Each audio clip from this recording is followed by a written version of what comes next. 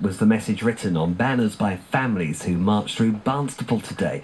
They're angry at plans by the local council to make them move flowers and tributes that cover the whole of their loved ones' graves. Well, the North Devon District Council says that tributes and memorials on graves at Bear Street Cemetery should only be on or touching the headstone. Some families are refusing to comply, and around 20 people took part in the peaceful demonstration today. Before the march, Kirk England spoke to Angie Hart and Louise Gammon, the mum and the sister of Katie Gammon, who died when she was a teenager after a long battle with cystic fibrosis. Katie is buried at Bear Street Cemetery. When my sister was told she was dying, she told us that she wanted a nice bright place for us to go and made us promise that we'd go there every day. So for us, especially me and my mum, we feel the need to go there every day and take more flowers, check it's fresh. We tidy it and maintain ourselves. For it to all be gone just seems quite sad, really. And Katie was a bright person, and it's just how she was.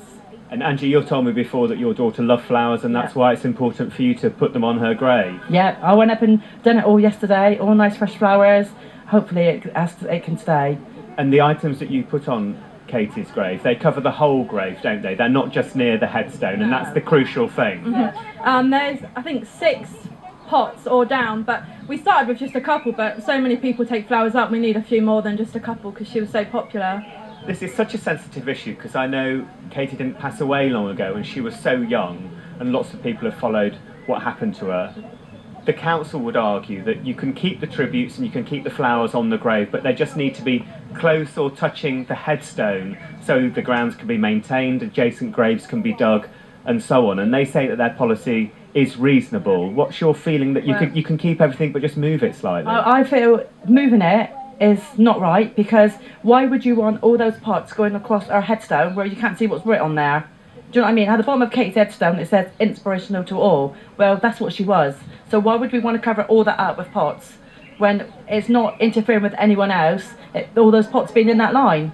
We have artificial grass, so they don't need to mow over Katie's, and we cut around it as well. The council say that the majority of people who have got their loved ones buried in this part of the cemetery are sticking to these rules, so their whole grave aren't covered, and it's just a small handful of families that are saying that they don't want to move the tributes that cover the whole grave. So the argument is from the council that you are in the minority and that most people agree with it. What would you say to that? I won't say what I want to say, but no, we're not going to move it.